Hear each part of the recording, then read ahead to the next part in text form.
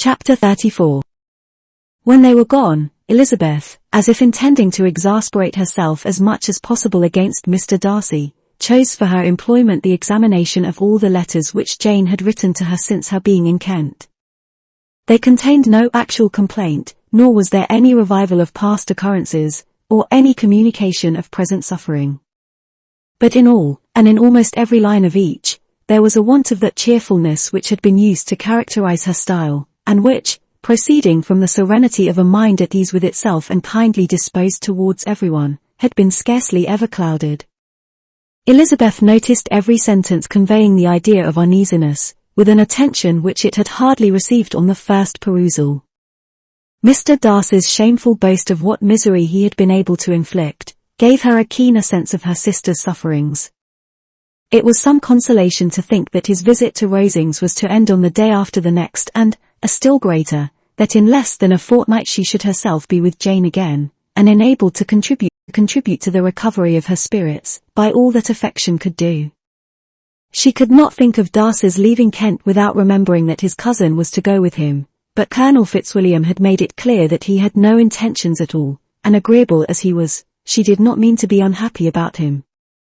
While settling this point, she was suddenly roused by the sound of the doorbell, and her spirits were a little fluttered by the idea of its being Colonel Fitzwilliam himself, who had once before called late in the evening, and might now come to inquire particularly after her. But this idea was soon banished, and her spirits were very differently affected, when, to her utter amazement, she saw Mr. Darcy walk into the room.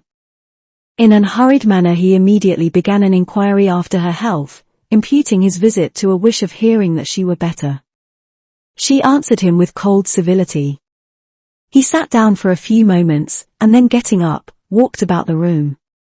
Elizabeth was surprised, but said not a word. After a silence of several minutes, he came towards her in an agitated manner, and thus began. "In vain I have struggled. It will not do. My feelings will not be repressed. You must allow me to tell you how ardently I admire and love you." Elizabeth's astonishment was beyond expression. She stared, coloured, doubted, and was silent. This he considered sufficient encouragement, and the avowal of all that he felt, and had long felt for her, immediately followed. He spoke well, but there were feelings besides those of the heart to be detailed, and he was not more eloquent on the subject of tenderness than of pride. His sense of her inferiority, of its being a degradation of the family obstacles which had always opposed to inclination, were dwelt on with a warmth which seemed due to the consequence he was wounding, but was very unlikely to recommend his suit. She tried, however, to compose herself to answer him with patience, when he should have done.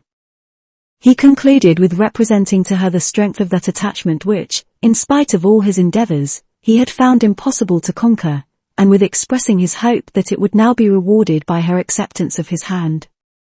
As he said this, she could easily see that he had no doubt of a favourable answer.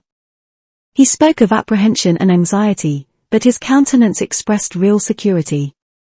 Such a circumstance could only exasperate farther, and, when he ceased, the colour rose into her cheeks, and she said, "In such cases as this, it is, I believe, the established mode to express a sense of obligation for the sentiments avowed, however unequally they may be returned. It is natural that obligation should be felt, and if I could feel gratitude, I would now thank you. But I cannot. I have never desired your good opinion, and you have certainly bestowed it most unwillingly. I am sorry to have occasioned pain to anyone. It has been most unconsciously done, however, and I hope will be of short duration. The feelings which, you tell me, have long prevented the acknowledgement of your regard, can have little difficulty in overcoming it after this explanation." Mr. Darcy, who was leaning against the mantelpiece with his eyes fixed on her face, seemed to catch her words with no less resentment than surprise. His complexion became pale with anger, and the disturbance of his mind was visible in every feature. He was struggling for the appearance of composure, and would not open his lips till he believed himself to have attained it. The pause was to Elizabeth's feelings dreadful. At length, with a voice of forced calmness, he said, "And this is all the reply which I am to have the honour of expecting?" I might, perhaps, wish to be informed why, with so little endeavour at civility, I am thus rejected. But it is of small importance. I might as well inquire, replied she, why with so evident a desire of offending and insulting me, you chose to tell me that you liked me against your will, against your reason, and even against your character. Was not this some excuse for incivility, if I was uncivil? But I have other provocations. You know I have. Had not my feelings decided against you, had they been indifferent, or had they even been favourable, do you think that any consideration would tempt me to accept the man who has been the means of ruining, perhaps forever, the happiness of a most beloved sister? As she pronounced these words, Mr. Darcy changed colour, but the emotion was short, and he listened without attempting to interrupt her while she continued. I have every reason in the world to think ill of you. No motive can excuse the unjust and ungenerous part you acted there. You dare not, you cannot deny, that you have been the principal, if not the only means of dividing them from each other, of exposing one to the censure of the world for caprice and instability, and the other to its derision for disappointed hopes, and involving them both in misery of the acutest kind. She paused, and saw with no slight indignation that he was listening with an air which proved him wholly unmoved by any feeling of remorse. He even looked at her with a smile of affected incredulity. Can you deny that you have done it? She repeated. With assumed tranquillity he then replied, I have no wish of denying that I did everything in my power to separate my friend from your sister, or that I rejoice in my success. Towards him I have been kinder than towards myself. Elizabeth disdained the appearance of noticing this civil reflection, but its meaning did not escape, nor was it likely to conciliate her. But it is not merely this affair, she continued, on which my dislike is founded. Long before it had taken place my opinion of you was decided. Your character was unfolded in the recital which I received many months ago from Mr. Wickham. On this subject, what can you have to say? In what imaginary act of friendship can you here defend yourself? Or under what misrepresentation can you here impose upon others? You take an eager interest in that gentleman's concerns, said Darcy, in a less tranquil tone, and with a heightened colour. Who that knows what his misfortunes have been, can help feeling an interest in him? His misfortunes? Repeated Darcy contemptuously. Yes, his misfortunes have been great indeed. And of your infliction, cried Elizabeth with energy. You have reduced him to his present state of poverty, comparative poverty. You have withheld the advantages which you must know to have been designed for him. You have deprived the best years of his life of that independence which was no less his due than his desert. You have done all this. And yet you can treat the mention of his misfortune with contempt and ridicule.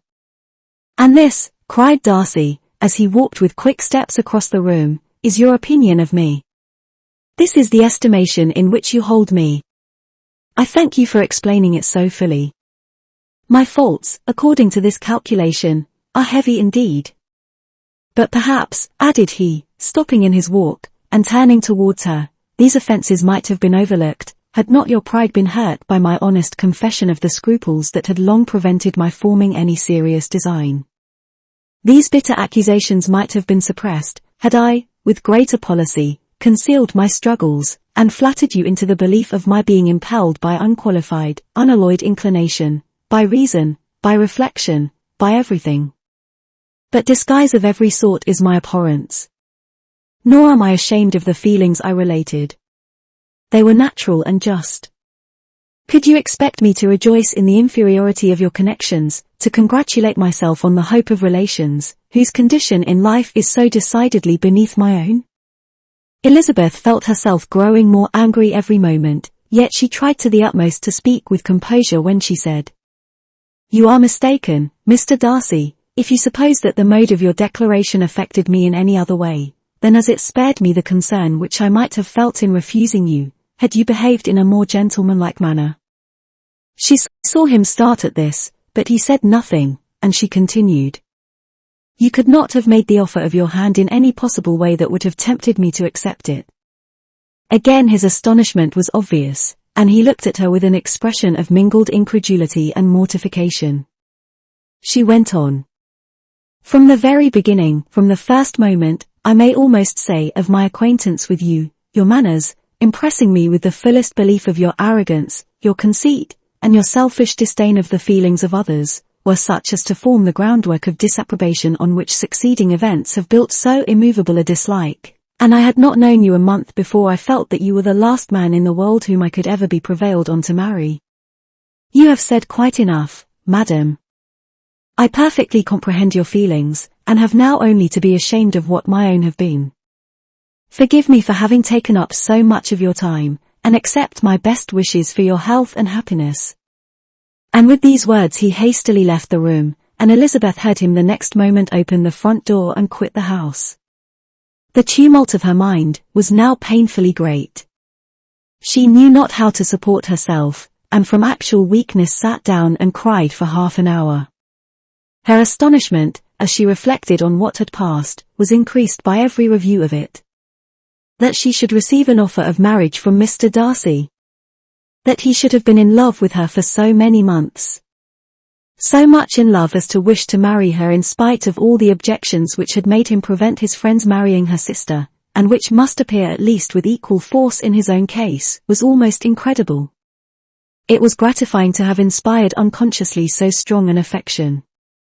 But his pride, his abominable pride, his shameless avowal of what he had done with respect to Jane, his unpardonable assurance in acknowledging, though he could not justify it, and the unfeeling manner in which he had mentioned Mr. Wickham, his cruelty towards whom he had not attempted to deny, soon overcame the pity which the consideration of his attachment had for a moment excited. She continued in very agitated reflections till the sound of Lady Catherine's carriage made her feel how unequal she was to encounter Charlotte's observation, and hurried her away to her room.